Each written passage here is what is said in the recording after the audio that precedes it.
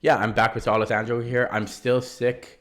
Everybody that's watching, yeah, I'll put this on YouTube, but I apologize in advance for all my coughing. Um, but I didn't want to go without a lesson, so. Okay. Hello, everyone. I'm going to cough a lot too, Okay, probably. great.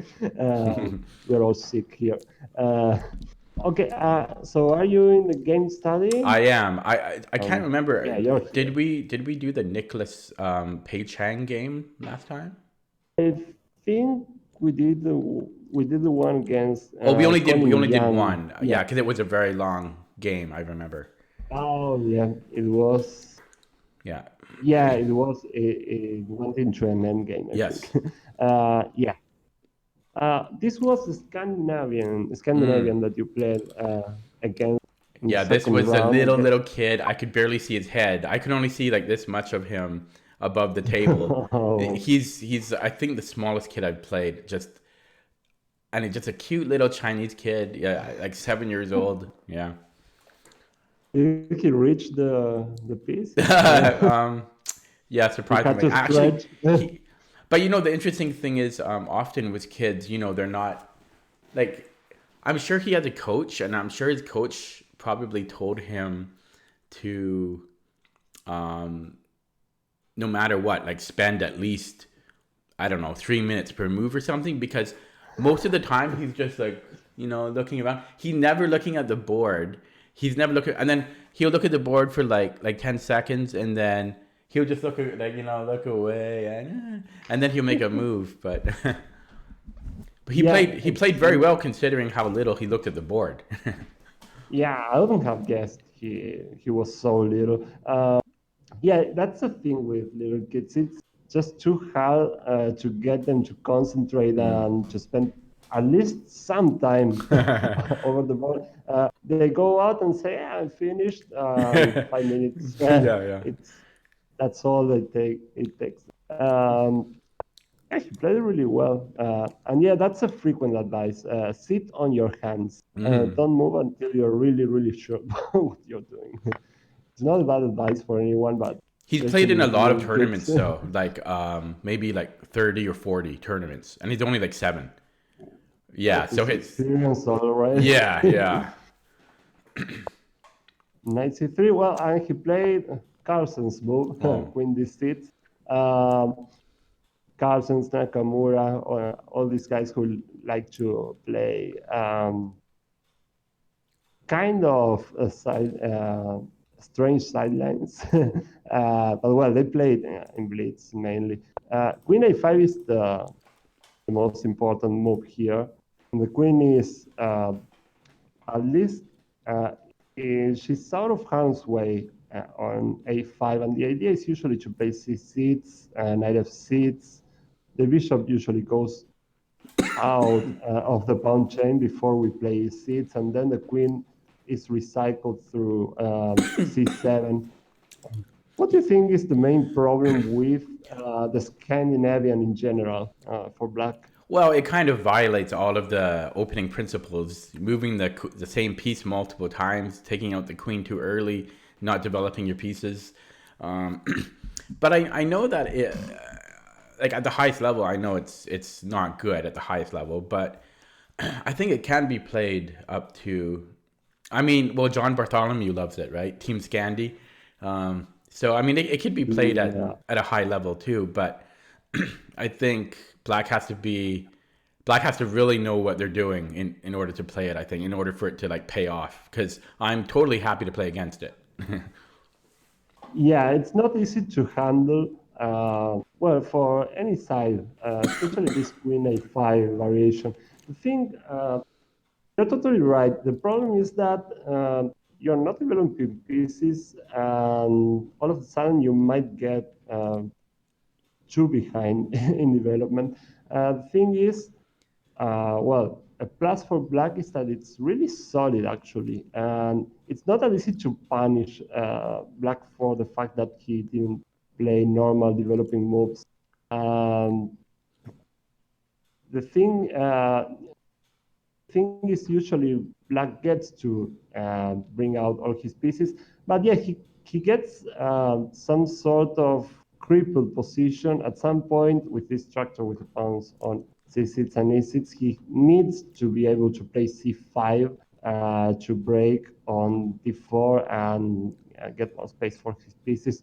So the problem is that it's a solid defense, but it's difficult to get anything going for Black. If you want to play for a win with Black, you go for Scandinavian. It might not be the best choice. I think that's why it's quite unpopular at the highest levels. It's solid, but it's not such a fighting defense, and White can get an edge without much risk. And well, that's pretty much what elite guys are aiming for these days. They don't want big opening advantages, but they seek stable and let's say easy to handle positions with pressure and no risk. And that's exactly what White usually gets against the Scandinavian. And this is a good illustrative game. C6, knight f3, all of this is pretty normal. Well, bishop g4, you don't want to go e6 and just trap your bishop there on c8. So the bishop usually goes to g4 or f5 at some point. Bishop e2, knight d7.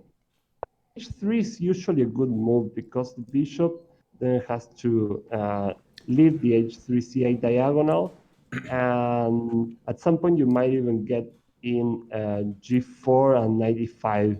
That happens a lot. So bishop h5. What do you think about bishop takes f3 here? Bishop takes.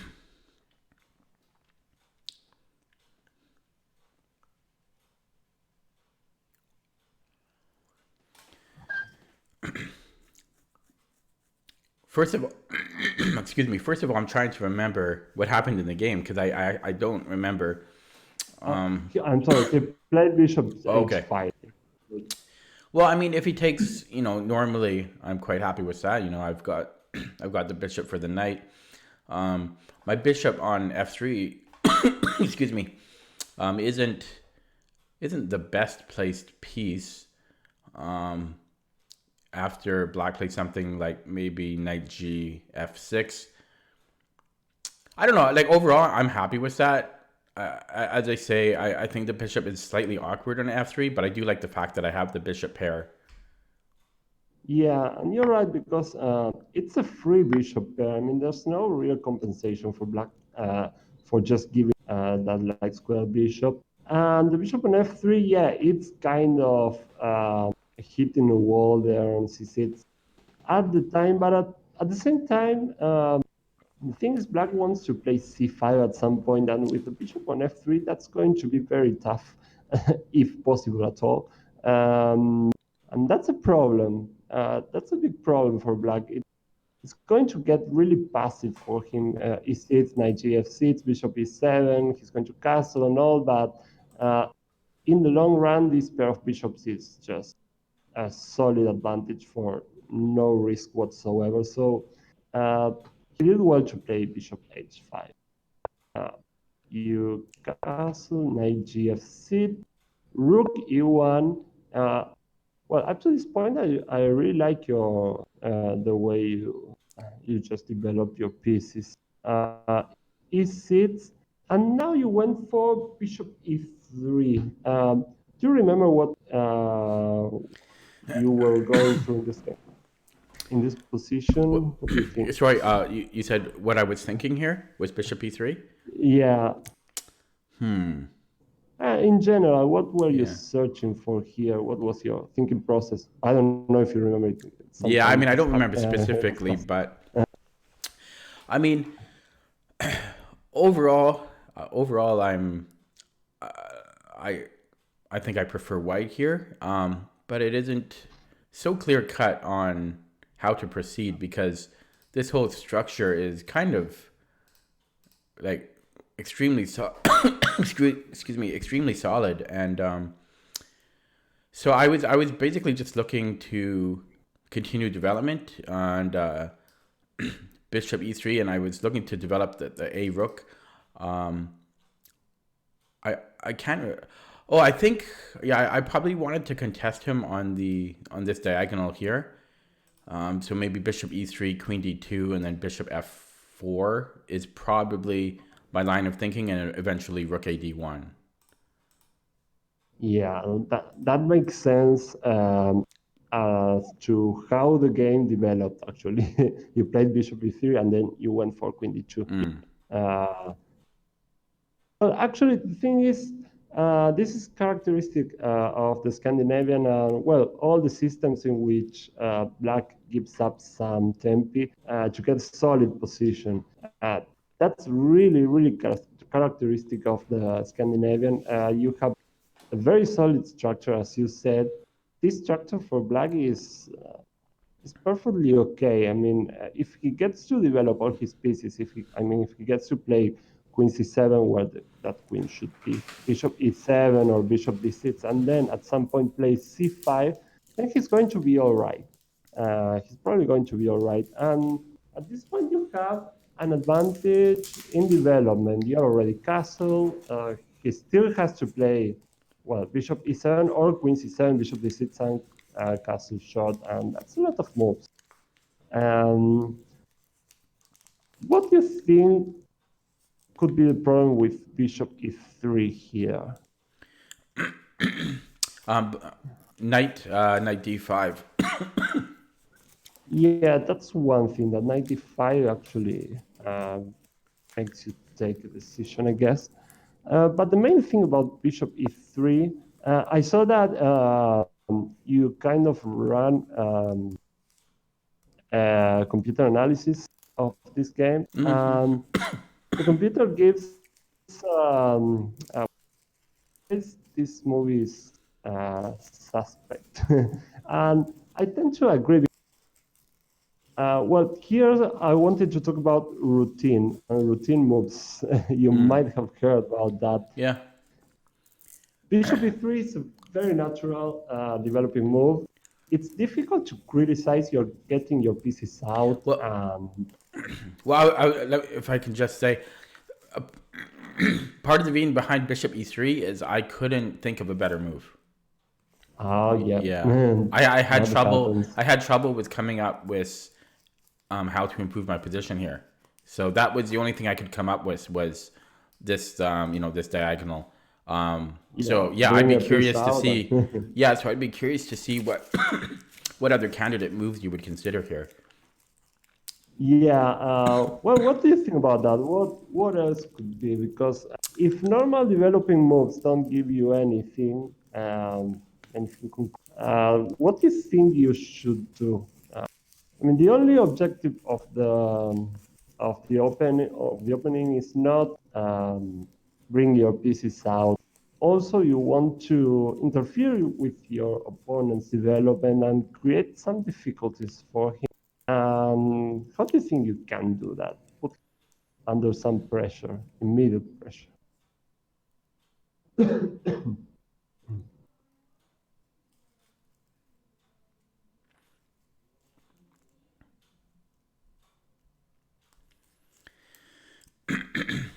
Well, I'm too timid to play like G4, knight H5.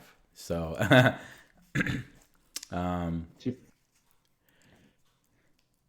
yeah, G4 might be just too much. It seems especially like since he can still castle. Yes. Well, your idea of playing bishop f4. Yeah, I mean, yeah, because this is a great. I know that's a great diagonal. I mean, you might be able to argue for G3, but that's just. It feels like I'm just ripping the kingside structure in half. Because I know I would love the bishop on f4 here, but I'm very uneasy about that. I've got really weak squares here. But yeah, I mean, I would love to put the bishop on f4. It kind of reminds me of it's like a Caro-Kann almost. Yeah. Thing is, yeah, you're right. G3 kind of wrecks your structure on the king side, and he can play queen c7, and then he's going to have this resource of playing bishop d6 against bishop f4, and I guess he's fine. And you play this, which I don't really like. Okay, I guess another idea would be to, I mean, first of all, I would like to kind of continue developing here, but just a random idea, if we want to kind of go the Stockfish route, Stockfish might recommend, excuse me, a4 here and just kind of gaining space on the queen side, because it actually looks like black. Whoa. That's subtle. Really subtle. I mean, if he goes for queenside castle, then you're going to play f5. Yeah, stuff to do either way. It's not so human, that a4. But yeah, I guess it's a move that Stockfish or Carlsen, who likes playing a4 in pretty much any position and gets away with it. Yeah, they can get away with it, but it's strange. The only last possible thing I can see here is fianchettoing the dark squared bishop, and trying to get some, I guess, additional pressure or support of the center that way. But I also don't really like what it does to the c3 square, so I don't really feel comfortable with that. But yeah, generally here I'm having trouble finding a move that I'm confident with other than bishop e3.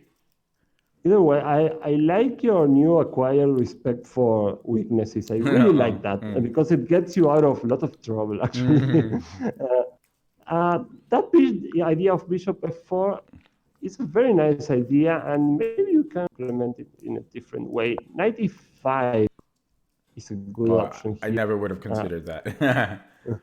Occupying the advanced spot on e5. Now it's difficult for black to continue developing. Actually, this queenside castle is out of question because that f pawn on f7. Yeah. So of course, if bishop takes, I would have to take with the rook. I don't think so, because then knight takes e5. I know, but that's what I'm worried about. Yeah, but if bishop takes, how about taking with the queen? Because still knight takes, right? Well, and now you have.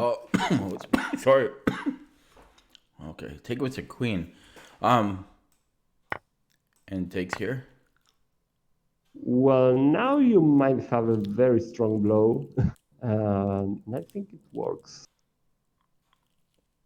He's probably lost after your next move. No, he is lost after your next move.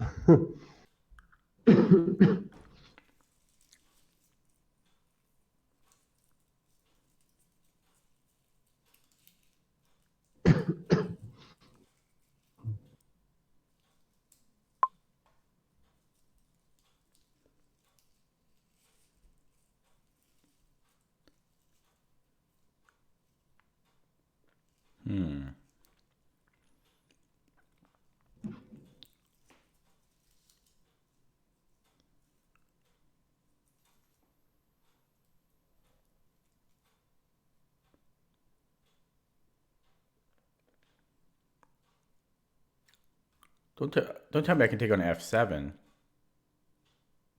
Maybe you can. Knight takes f7. That's not what you were looking at. Okay.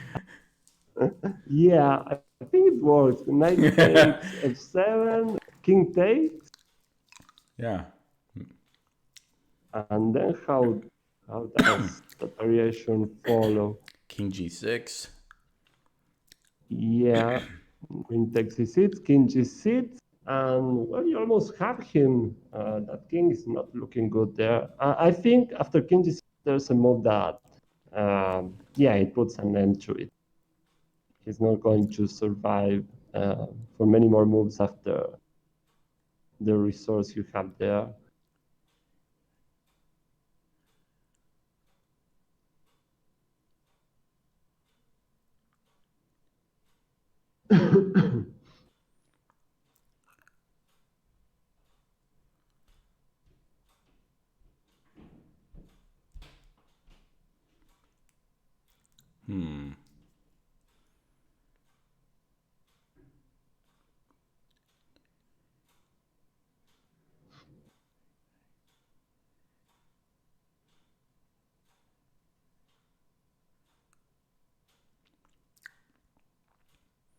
Almost wondering about a rook left there with the rook e3.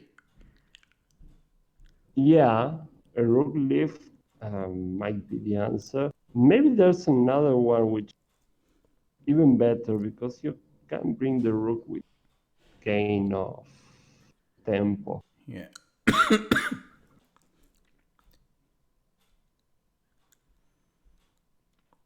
My visualization is very bad. I'm looking for like, yeah, way to do it with tempo. I'm looking for like a good check.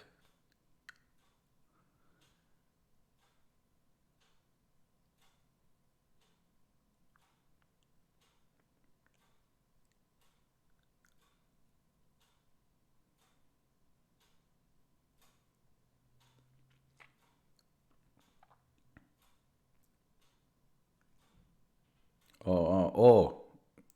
I wonder if rook e4.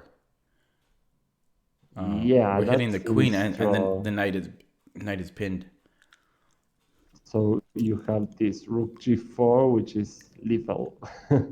Yeah, wins.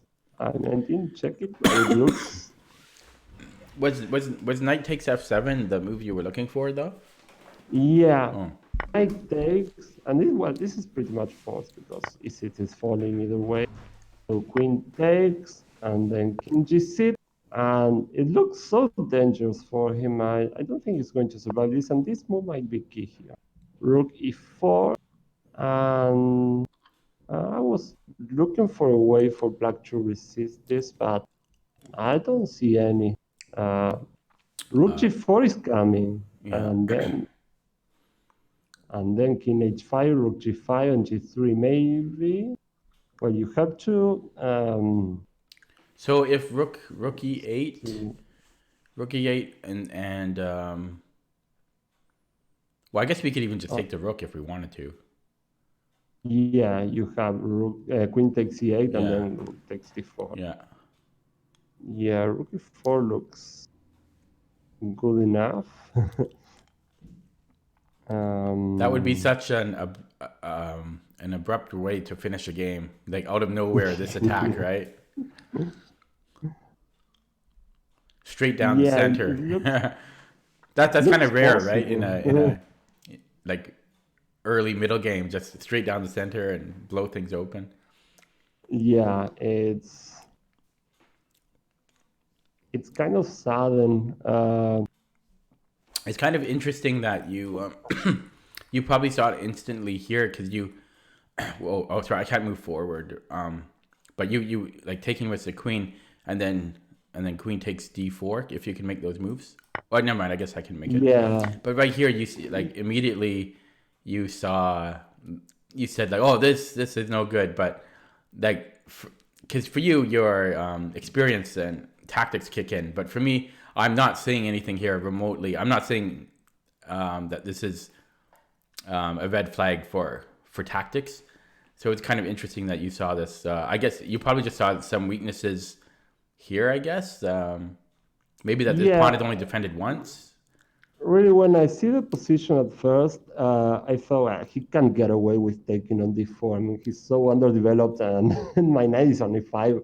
I mean, come on. Still, I had to calculate because and you're not sure if you're going to deliver mate or anything, but the attack looks too strong once you see knight takes, queen takes, and especially that rook e4.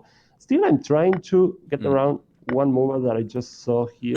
Queen takes e6, king g6, rook e4. I was just thinking about this, which only now I'm seeing, to be honest.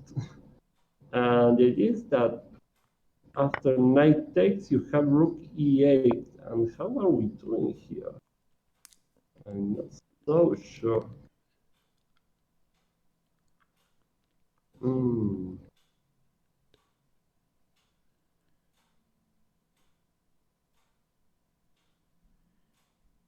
Well, we always have to be careful. Going to get a lot of material for his trouble.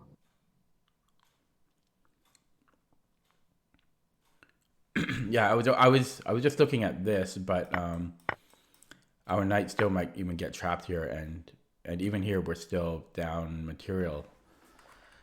Yeah, we're down, Whoops. and then rook e1. And that's yeah. So there, after king g6, Whoops. it might not that easy.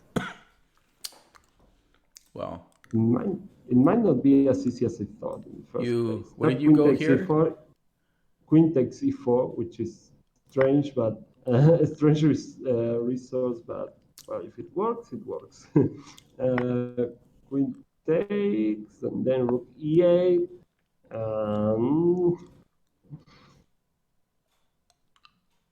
That's annoying. Yeah, it's actually getting a lot of material. So maybe at this point we have to look for something different after king g6. It still looks promising, but if that variation doesn't work, I guess you're going to have to go for. No, I don't. But like what about the original idea again of rook e3? Rook e3. Yeah, now that he doesn't have that, well, he has to do something about the rook g3. Yeah, I like this one. Oh wait. So I'm just wondering, like, rook e8, rook g3, or king h5. Rook king h5, rook g5, and g3, and the order you I forgot about the bishop. Yeah. We're actually threatening mate. Yeah, I would think about h6 to run away.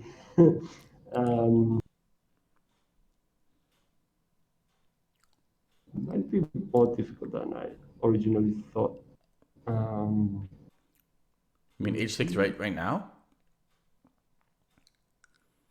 H6, I would think, to run away.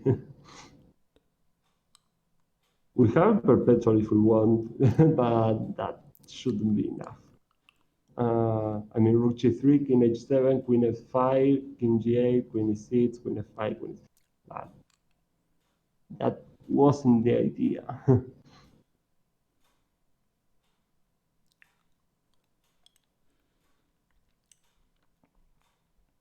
Yeah. Well, after king g6, yeah, we need more pieces to finish him off, I guess.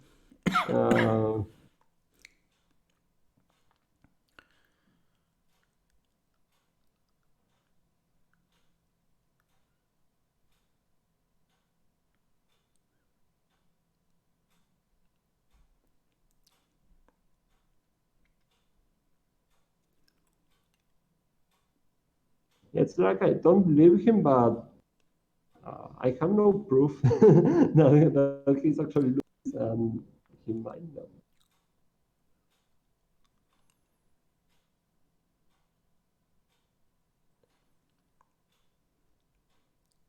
Oh,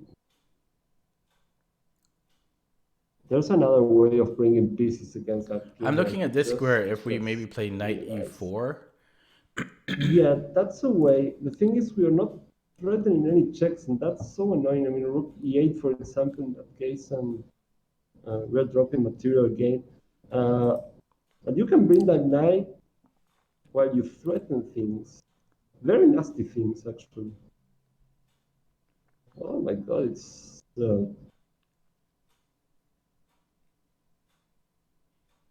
it kind of ends the game right there.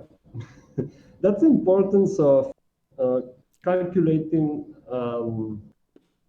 searching for candidate moves.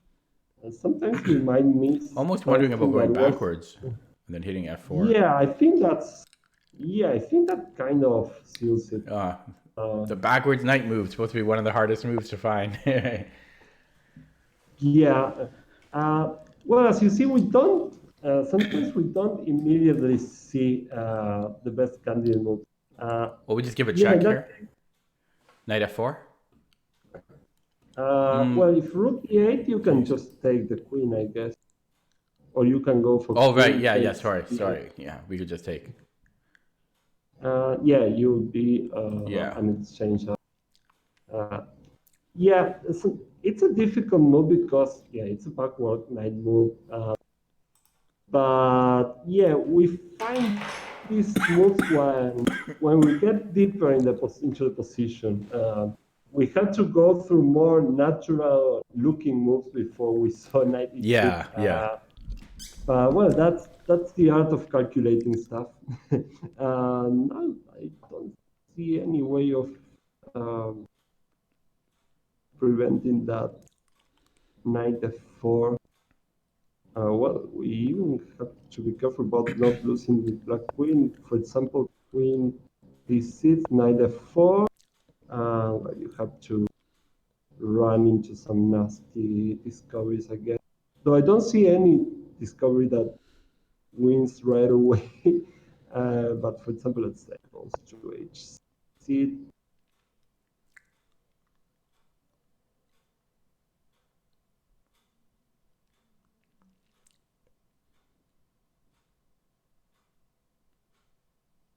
Queen f5, and he might be feeling like resigning already.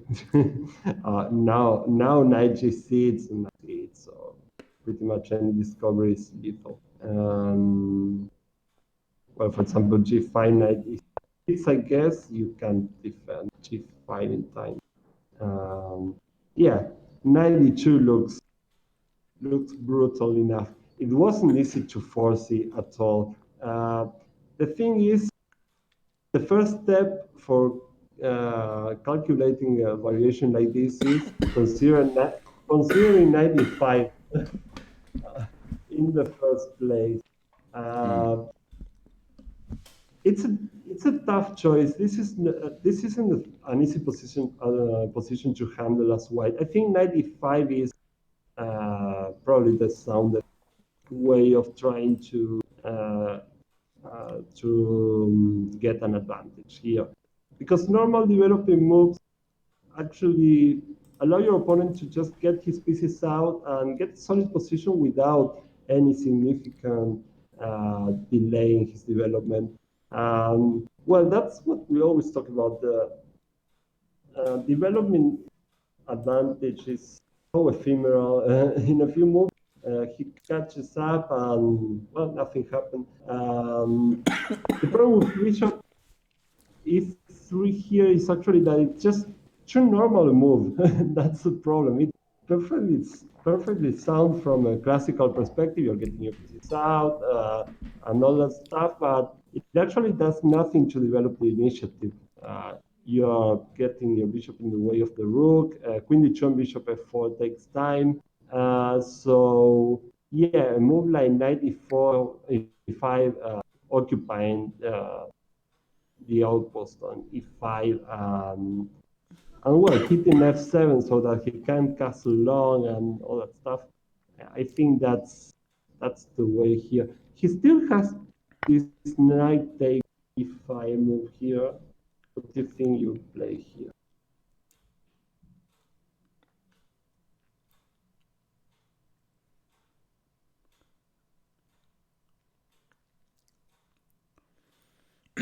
I just take because his knight's going to be under attack. So, so sorry. So if queen takes, um,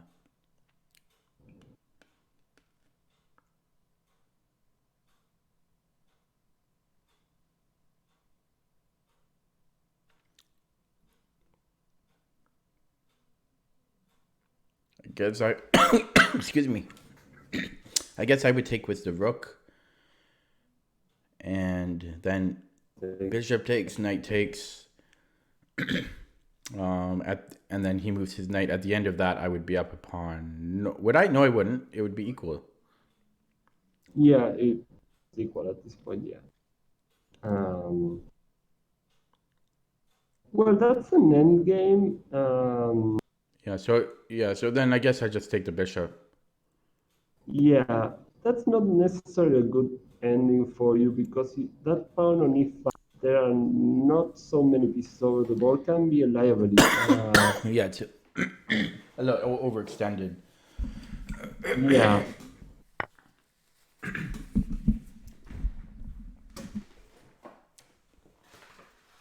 Okay. Yeah, yeah. Yeah. Okay. Bishop takes h5. Yeah, I think that's the move, and this actually puts him in some sort of predicament. If he takes with the knight on h5, um, then I guess you have a nice choice here. Maybe you can take with the pawn now, and this knight is going to be out of the game for some time here. Queen takes, rook takes, and now you're threatening g4, and that's really nasty, actually. He has to play g6, which is kind of uncomfortable, and that knight is not going Oh, this reminds me of the Berlin anywhere. endgame. Which game? Sorry. The Berlin endgame. Which? The I'm Berlin sorry. in the Roy Lopez. Yeah. You don't think? I'm just Well, thinking of the king side pawns being pushed, and to me, it's very reminiscent of it. well, yeah. I'm not. I'm not aware of that one. Oh, you know what I'm talking about, though, right? No, no, no. Um, Which end games that?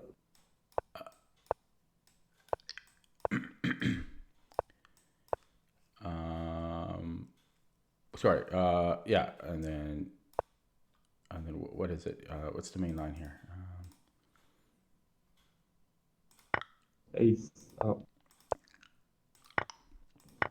The Berlin. Yeah. Oh no, yeah, Sorry, I've got a cold. yeah, I'm talking weird, but yeah, it's very reminiscent, right? Like it's very similar. And sorry, yeah. not This h5, knight but can get. yeah, but something like this, like you can do this king side push eventually.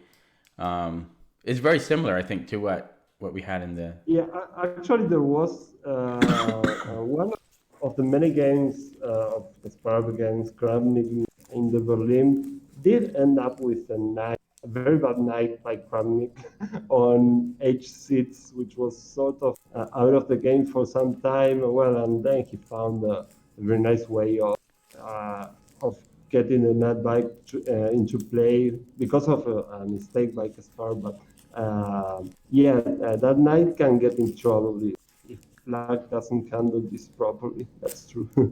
um, and yeah, in this variation, the knight will get really stuck here. Um, if you take on h5 with black knight takes, d takes, all of this looks rather forced because otherwise you're going to win that knight on h5. So g6, g4, knight But the g7. position does remind me of the Berlin. Don't you think it has a lot of similar characteristics? Yeah, especially because of that strange knight that you have to do something about. Yeah, and the Yeah, king hasn't castled yet. yeah. He's still not deprived of castling, but he's going to be very soon because you have this 94, which is very nasty. Yeah, Yeah, he has lost. yeah. We're He controlling the dark squares. Yeah. his position is lost here. So after knight takes, bishop takes, the interesting thing is that he might have to allow you to keep the bishop there. Well, now that's an advantage for you.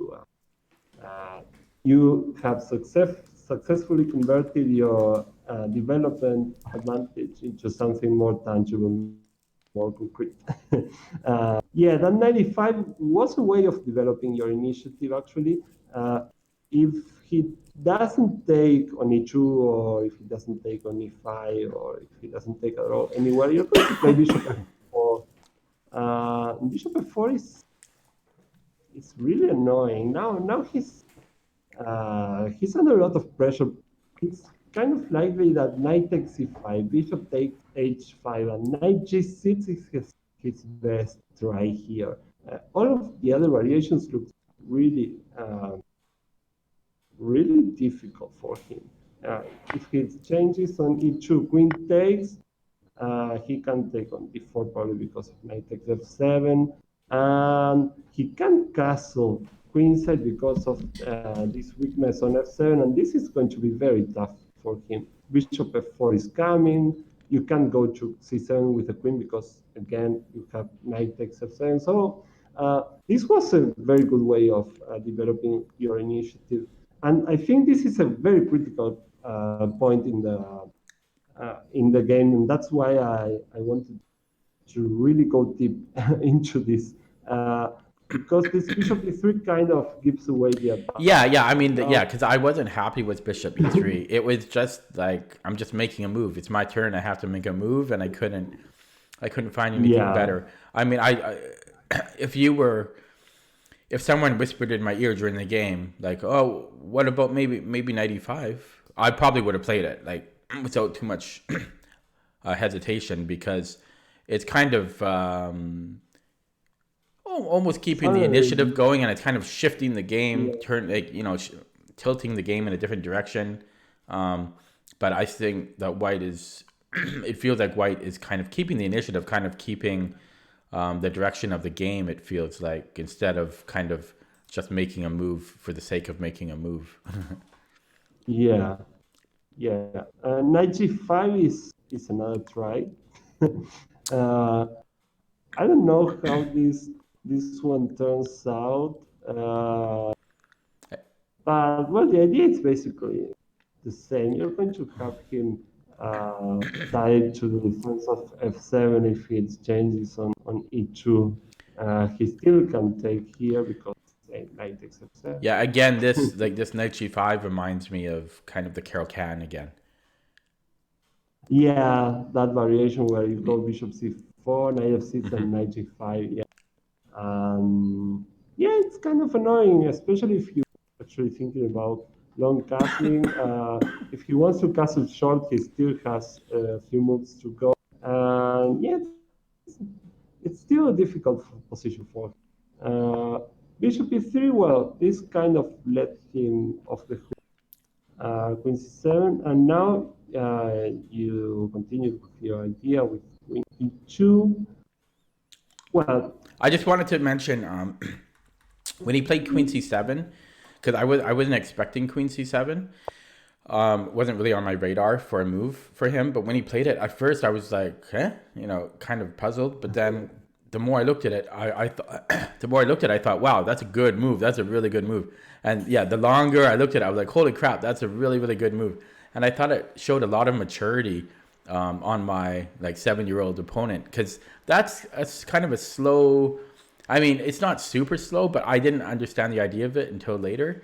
But it's kind of a slow positional move, and I thought that was a fantastic move. And the funny thing is, yeah, it took me a while to realize that he wants to put the bishop here, and then I thought, wow, then black has a pretty good position here, and it's too late to contest this diagonal. So I thought that was I just thought that was a really great move by my opponent. Yeah, if you consider his age, he showed that he really knew where his pieces go here. He knows what the Scandinavian is about. The queen is best placed on c7 in Scandinavian. This pawn c6 actually takes control of all the important squares from where it can be attacked. And yeah, the bishop on d7 is on d6 is much better placed than it would be on e7. So yeah, the kid really showed that he knew his stuff. But queen d2 is so natural here that it's almost impossible to criticize. It's funny that the computer suggests knight b1, and that's kind of that's how you know someone's cheating. Yeah. If anyone plays that, I don't care who he is. That it's just. I don't think it's even objectively a good move. I think that if you put a strong engine with good hardware and you leave it there for a few hours, you would never suggest a move like that. Yeah, Lila probably doesn't like it. Yeah. Or else it's such a deep maneuver that it's Yeah. actually Yeah, alpha mate in 20. zero. Knight b1 is mate in 20. Yeah, and it's so impossible to understand for us. But yeah, come on, 91. This goes to show that the opposition is not easy anymore. If the computer doesn't come Yeah, up with yeah. any one, it's kind of worrying. Queen d2, bishop d6, and yeah, it's difficult for you to coordinate your pieces because they are all kind of jammed in the center of on the center of the board, and that's funny. Sometimes it happens. They're all your pieces are centralized, but they have no real perspective. Uh, I liked what you did here, knight g5. I mean, you really need to get your pieces going. Um, you need to untangle, which might look strange, but there's nowhere better to go, I guess. Bishop takes, rook takes, hit castle, e1.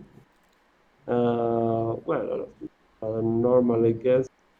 Knight g4 was another option, of course. Knight d5. I know you took on d5. Actually, you exchanged knight. Yeah.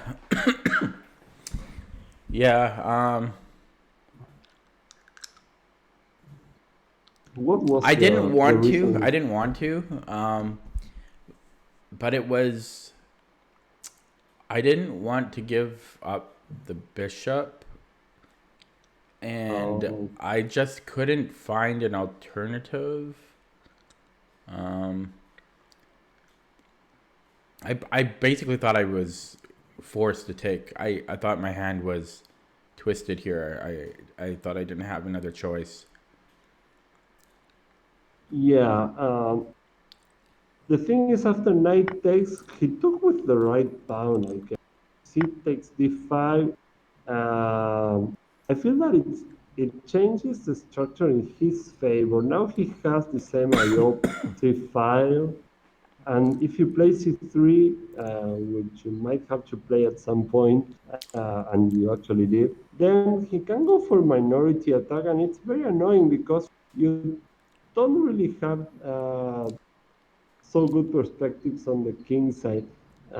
His pieces are very well prepared to go there if there's an actual need, which I don't think there will be. um, I don't see a way for you to bring your pieces and get some kind of attack going. This is actually Carlsbad structure, but uh,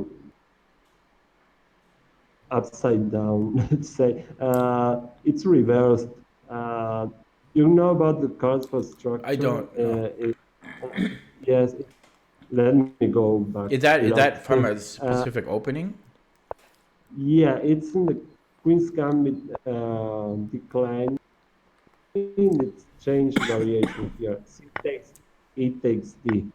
Uh, this is, well, just for argument's sake, let's say he plays C6 right away. This is the Carlsbad structure, the typical structure in many lines in the Queen's Gambit decline.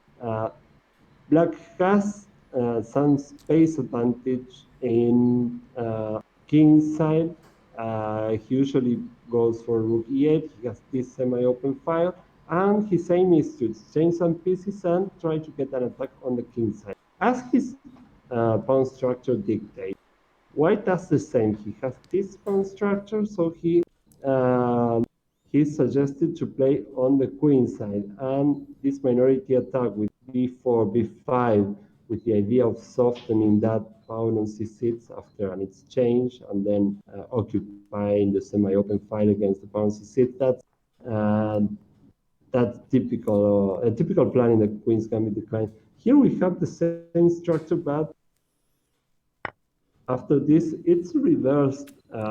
He's the one with the minority attack, and you might want to do something on the king side after you play c3. It's kind of clear that you have to play on the king side because, well, you have the semi-open e file. Your pawn structure suggests that uh, you should be attacking here, but your pieces are all very clumsy, and you don't have the light square bishop, which is kind of important in any sort of attack you want to carry out on the king side.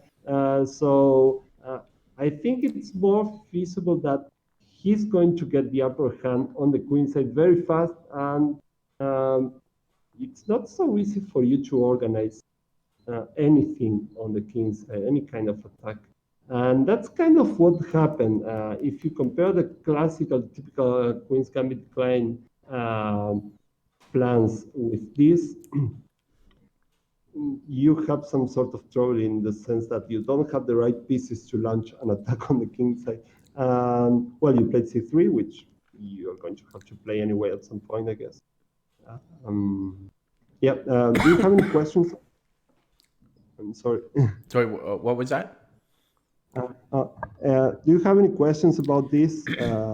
No, I just remember not feeling too comfortable about my dark squared bishop here. Yeah, it's more of a liability than anything. Yeah, it's in the way of pretty much all your pieces and your potential attacking prospects. Most likely, this bishop is going to serve as a defender of the c3 pawn once b5, b4, and b takes c3 happens. Well, a6. Well, that's strange because it wasn't necessary. Yeah. It's kind of a mechanic. Yeah, I remember him playing that, and I'm just thinking like, okay, there's definitely nothing like. There's definitely nothing I have to worry about a6. Like, okay, there's b5, but no, I thought he might have a point. Really? I think I know where he's coming from. Well, this guy is pretty strong. I mean, he's so little, and he saw that b5 actually drops a pawn. How does white win a pawn here?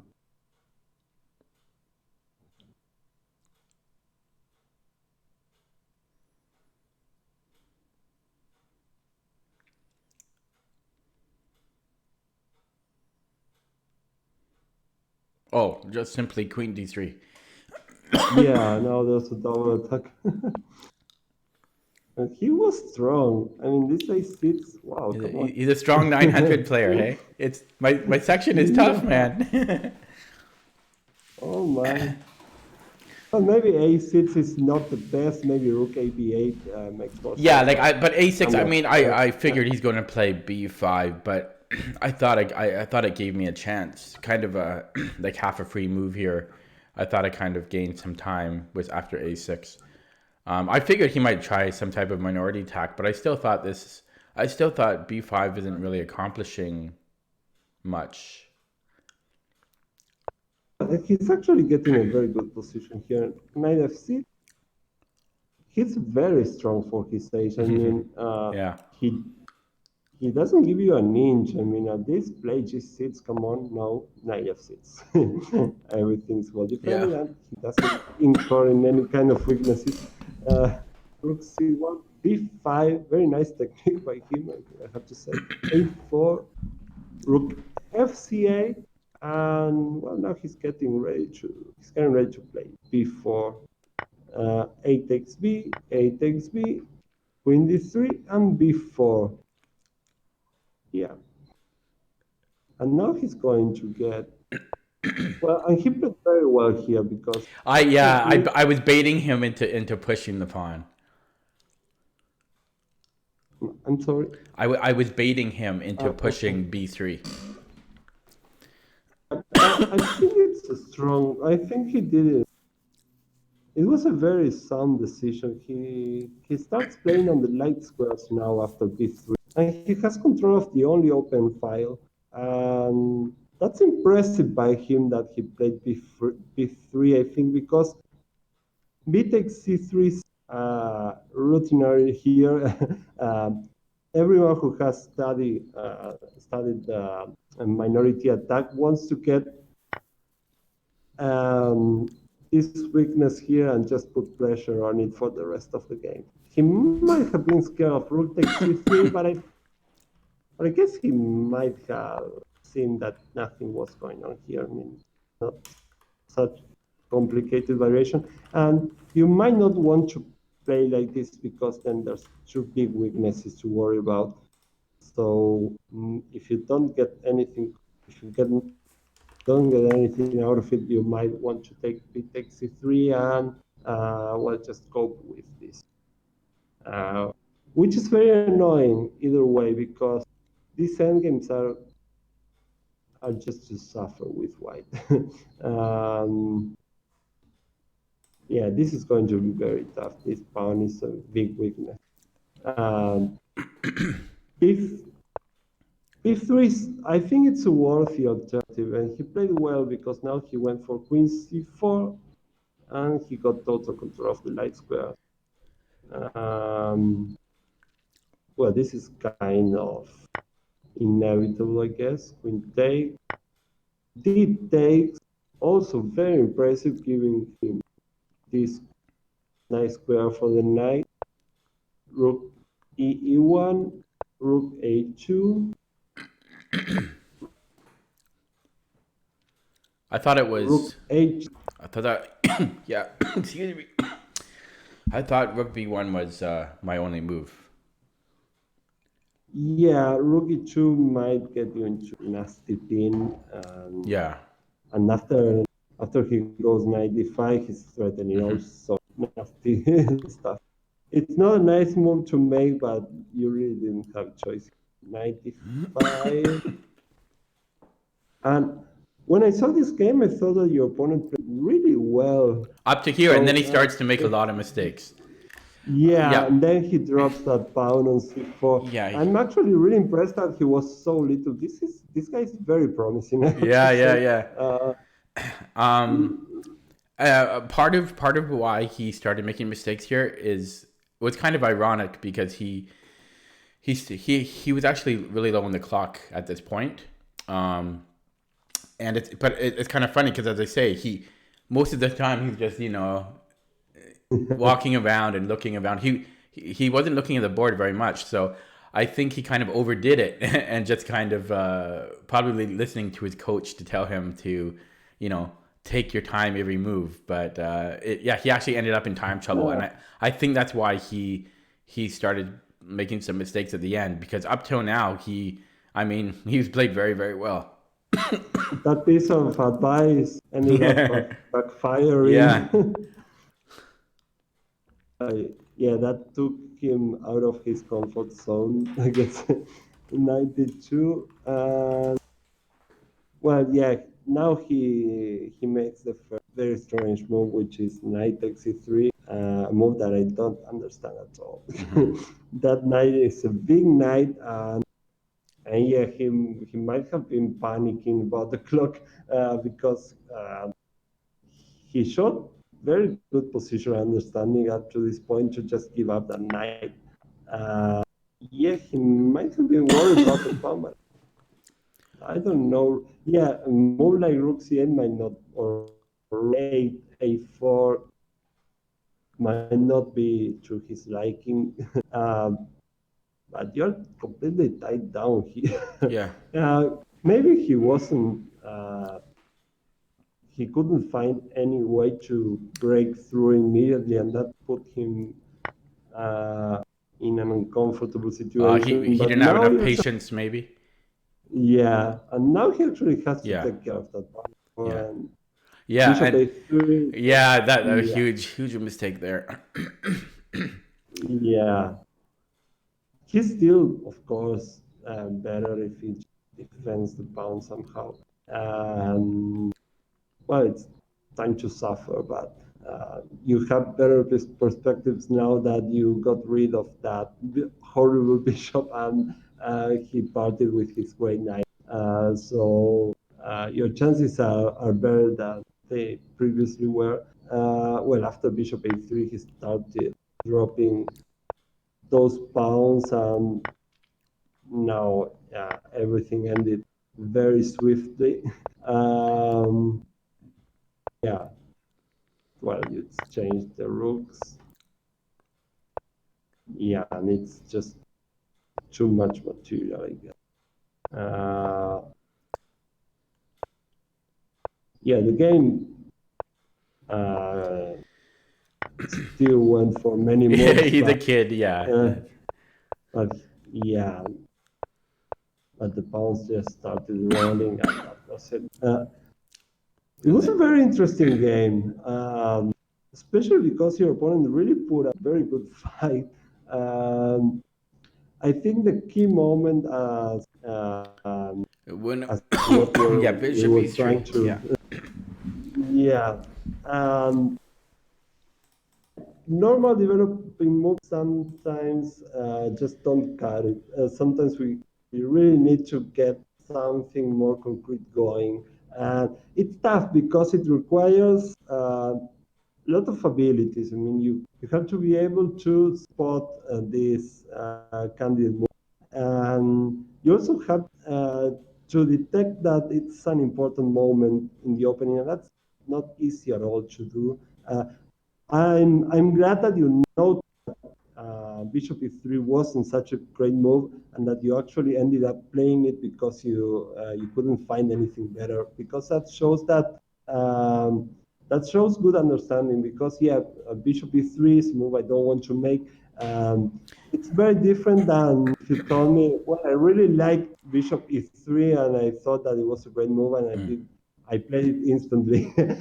It's two very different ways of looking at it. Uh, yeah, maybe Bishop G5. Now that I think about it, it's a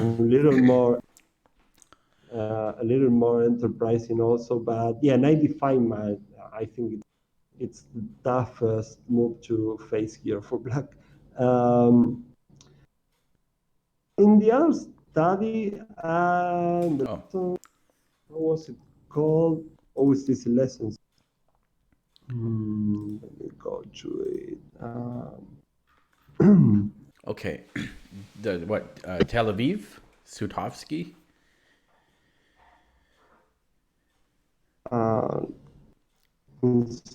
sorry, what was Well, I'm in. here it Yeah, is. Sutovsky versus Pichovsky.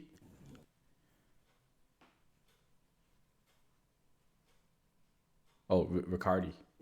Ricardi Lopez Silva. Actually, Ricardi is an Argentinian grandmaster.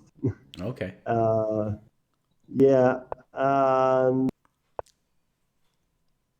actually, your game made me think about this one. We can go through this one pretty quickly because it's a very short game, Well, I was but hoping for a it's Nimzo. oh yeah. Actually, he was luring him into a Benoni, but Ricardo refused. He didn't play d5, just went for knight f3. And now Black plays c takes d, knight takes d, and he played b6.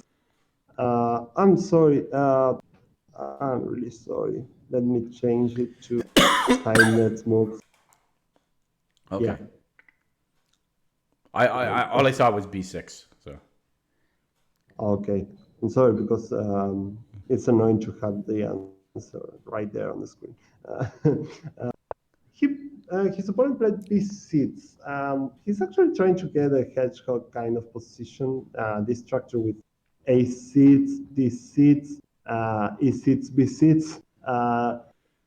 Well, that gives him a lot of control of many vital squares in the center: e5, d5, c5, b5, f5. They're all taken care of. But it's kind of a restricted on the other hand, it's kind of a restrictive uh, position.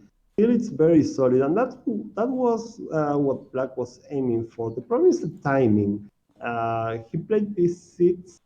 Now Riccardi could have gone for e4 and just accepted the normal hedgehog position after d6, bishop e7, castle, and all that stuff. But actually, he he sensed that something was off with Black's move order. Um, he found a way of punishing this piece. yeah, well, I'm just kind of wondering about the weak d6 square. So, playing a lot of kind of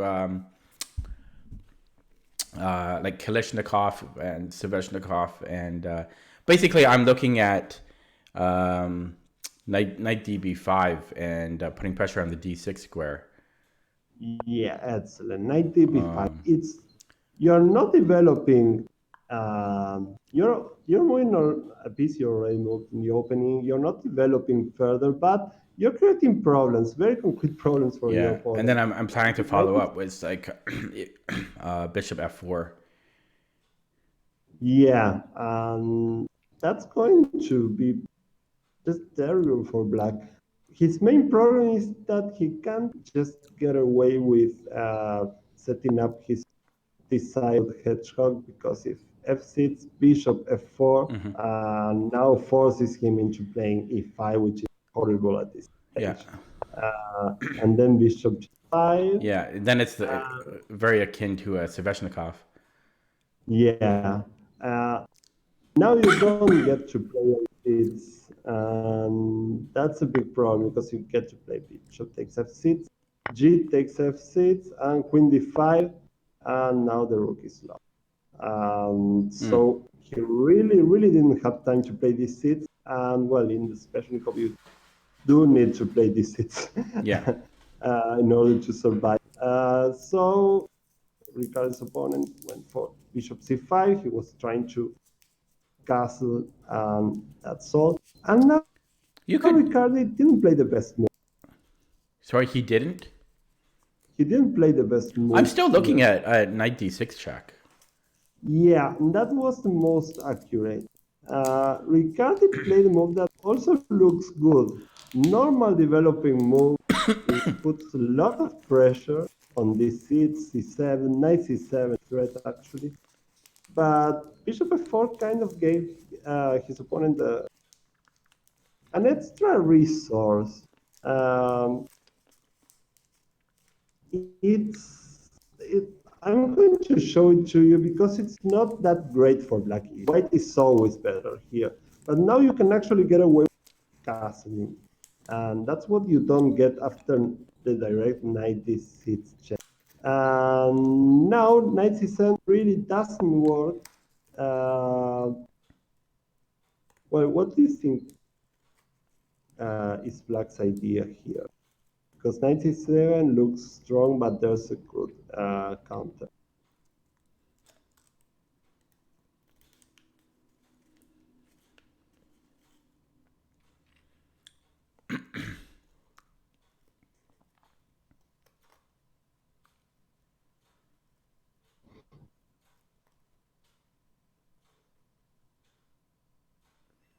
I'm just looking at excuse me, I'm looking at the weird continuation of bishop takes f7 and knight b5. That's right. And then knight g4.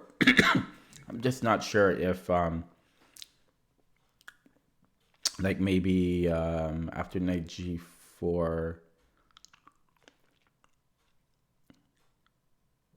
Yeah, well, there are tactics related to that. If you play bishop takes f2, king takes f2 right away, you end up not having enough firepower to do anything to that king. And knight g4 check king e1, and then you just don't have the pieces.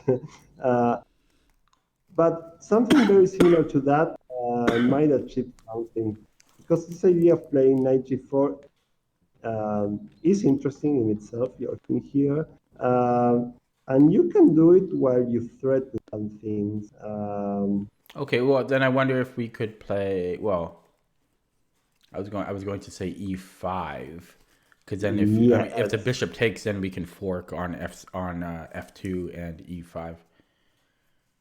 Exactly, that was the tactical point. e5 is very strong. If he takes the rook, then he takes f4, and that knight on a8 is going to fall too, so that's not good for white. And if bishop takes e5, now play knight g4. And he's in trouble because everything is threatened here. Knight takes a8, knight takes e5, it's the same problem. The knight on a8 is going to fall. If you go bishop f2, then knight takes f2, and because the knight on c7 is going to fall. Yeah. So actually, you could get away with short castling. Well, I didn't put this as an exercise because white is still better. I mean, c7, queen e7, bishop d6, and you get full control of this. Difference is that at least black got to castle, and that's the difference with the direct knight d6 check here in this position. Knight d6 was more precise because of that. You deprive him from castling king e7, then bishop f4, or move to black, of course. And if you take on this seat, queen take this seat, you still can castle, and if queen e7, queen e1, bishop. queen d1. Oh yeah, that works too. Yeah, you still don't get to castle. It's a bit different. You get full control of that square, the d6 square, and if queen takes, bishop takes d6, you don't get to castle. And well, there are no queens, but having a king on e8 with a bishop on d6 and being unable to castle is still very and white has a bishop pair. Yeah, so that goes to show how important it is to think and not just do the normal regular moves. Sometimes, or maybe even most of the time, normal development are best, but there are some instances where our opponent might make some strange moves, and we really have to concentrate on punishing him. Actually played knight a6, he didn't see that resource with e5. Now bishop d6 is just too strong. I mean, you have to take, or otherwise you're not going to castle. You're not going to castle either way, but the bishop on d6, you can't live with that bishop. Now queen d2, he's going to defend that knight and hold on to it forever, of course. Queen c7, rook d1. Well, he tried to play knight c7 and knight e8. That's what he played. Queen c5. And look, just pay attention to how concrete white's play is. He never plays e3, bishop e2, or e4, bishop e2, and just take his pieces out. He still tries to put black through some pain.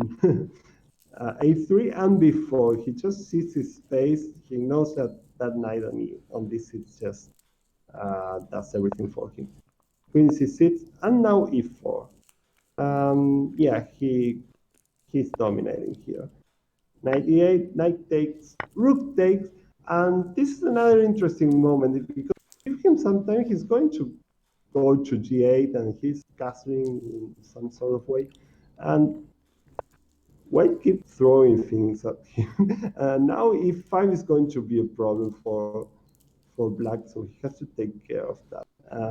D6, f4, white doesn't give him any time. He's going to play e5 and rip open the position. So black, in the end, well, he makes this terrible concession because knight e5 is going to be just too strong. Castle, bishop e6, knight e5, bishop takes, e takes, and now the attack is just going to be too strong. White, I'm sorry, black is still too many tempi behind, and the attack just is brutal. Queen g5 just wins, I guess. King f8, and rook takes f6, and actually black was so sad about his position that he resigned. He's going to drop some more material. D6 is a threat, I guess. Interesting about this game is that white was very concrete at every point. He didn't just take his pieces out. He made a lot of purposeful moves, and especially this is. I know knight db5 is probably an idea borrowed from the Spesnikov, but still, e4 is so easy to make. It's a move that anyone plays without blinking. And then again, knight d6 was the soundest move instead of bishop f4 later. So yeah, sometimes you punish opponent, we have to make some moves that might not be the normal, straightforward developing ones. I'm going to leave you another games. It's chapter 25, which is Topsky Bukowski, which has Before you do, super. someone in a regular viewer just asked the question. He has a question for you. He wants to know if you know the game Riccardi versus Tall. He played a game against I didn't know that. Yeah, that's what he's saying. Yeah. Okay, I guess he didn't know knew that. he. No, he defeated Karpov one in the night of Memorial here in Buenos Aires. But no, I didn't know that he had a game against Tao. Yeah. How did he do? I guess he lost that one. Well, I'll wait for him. I'll let you know when he responds. Okay, I looked into that. Okay. Well, so yeah, I'm leaving you this games in Topsky for you to see. Let me see that. Yeah, it's open for you to scroll. Okay, and so this will have the same theme of where kind of, I guess, continuing with some pressure or creating complications, I guess, takes precedence over finishing development. Yeah. In this game, there also comes time with when White needs to find some concrete moves instead of just making normal developing moves, or instead of just bringing, for example, the rook to the central files and all that stuff pretty much automatically. Yeah, that's kind of the lazy moves that I play sometimes. Yeah, exactly. We fight against laziness here. So do you think my opponent from that game, Nicholas Pei Chang Wu, so you think if he continues studying, you think he's going to be a pretty good player? He plays very well at this point, so he has a lot of he has a great future in front of him. I'm impressed that he's so little and he plays positional chess like that. Because, I mean, there are some transformations that that really caught my attention. In fact, I think he was your strongest opponent in tournament, and in terms of purely positional play. Wow. That b3 queen c4 with the idea of transferring the knight to d5 and paralyzing you on the light squares. Yeah, I mean that's not normal in a guy of his age. Yeah.